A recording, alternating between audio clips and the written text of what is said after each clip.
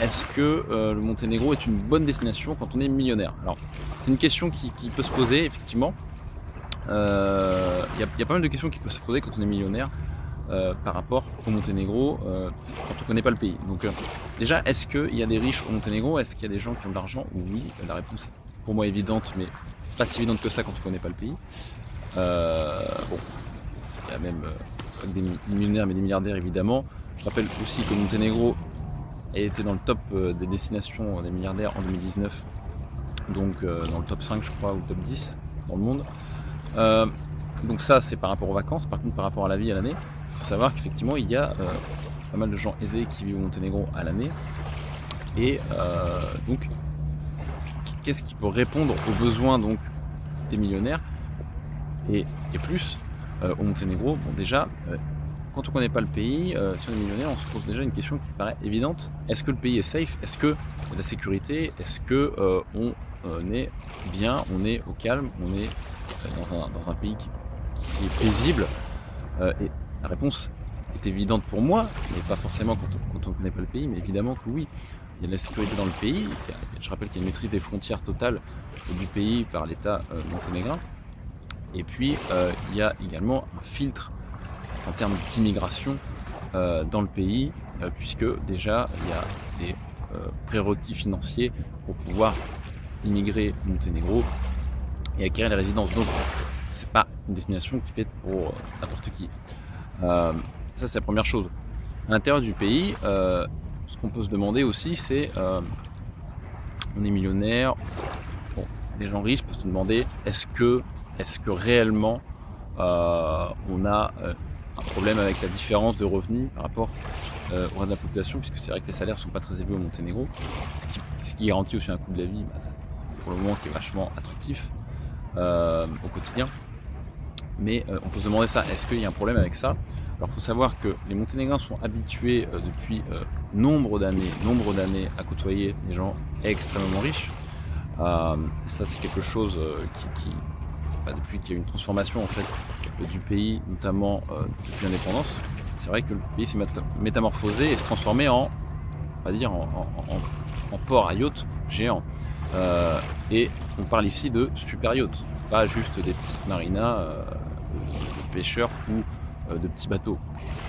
Donc ça c'est quelque chose qui est de plus en plus connu, mais forcément quand vous ne connaissez pas la destination, vous n'êtes pas forcément au courant. Et puis on a également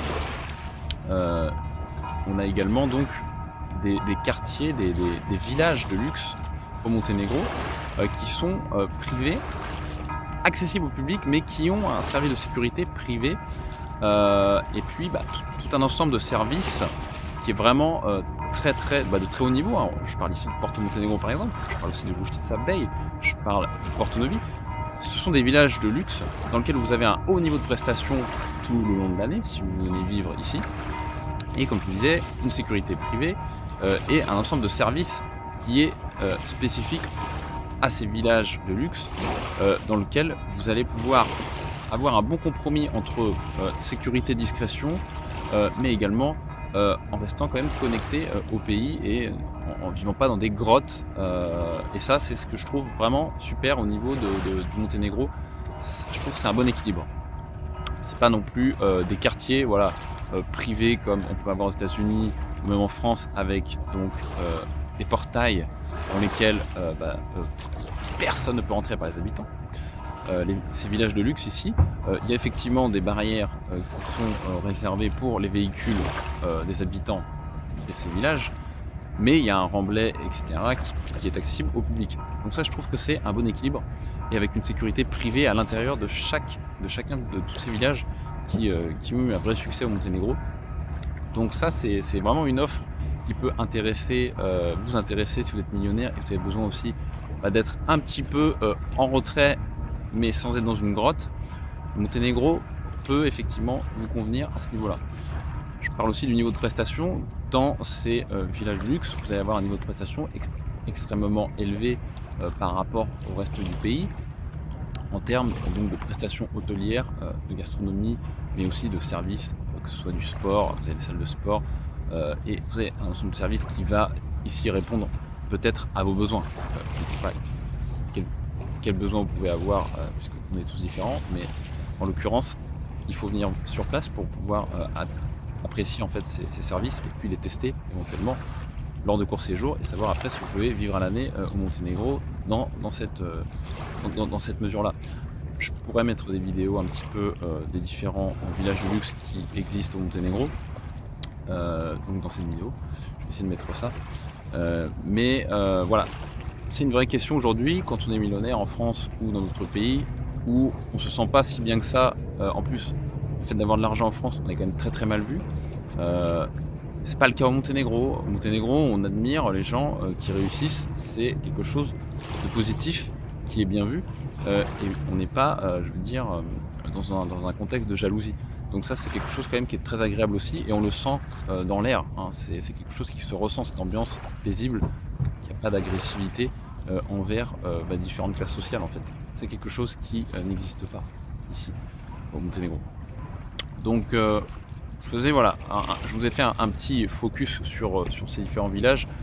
Il y a également des propriétés que vous pouvez avoir d'exception au Monténégro, bien sûr, qui ne font pas partie de villages de luxe, mais des belles propriétés qui sont très vastes et dans lesquelles vous allez aussi pouvoir avoir votre espace privatif et éventuellement vous trouver des services effectivement qui seront à la hauteur de vos attentes dans cette mesure. Donc dire que le style de vie plus appréciable reste sur la côte quand on a beaucoup de moyens. C'est quand même mieux de venir sur la côte.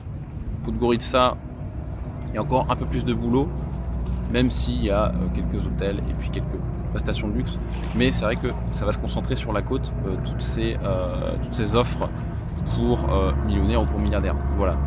Donc c'est un petite vidéo que je voulais faire à ce sujet, puisque c'est vrai que on n'en parle pas souvent, mais il y a pas mal de gens aujourd'hui qui se posent la question, et y compris des millionnaires et des milliardaires, à se dire voilà, est-ce que je pourrais apprécier le Monténégro ou peut-être avoir une base au Monténégro, ne serait-ce que secondaire.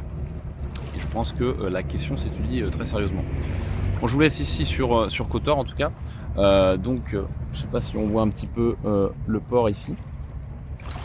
Donc là, il y a pas mal de bateaux qui vont arriver parce que à chaque fois que le soleil se couche, tout le monde revient au port le soir. Voilà. Donc ici c'est le port de Kotor. Et puis il y a en fait toute la baie comme ça est rythmée de ports, de marina, yacht, etc. Voilà. Je vous laisse ici et puis j'essaierai de mettre donc des vidéos également de Porto Montenegro, peut-être à la fin de cette vidéo, pour que vous puissiez apprécier Porto Montenegro, Porto Novi et puis également juste sa baie éventuellement. Je vous dis à bientôt, ciao.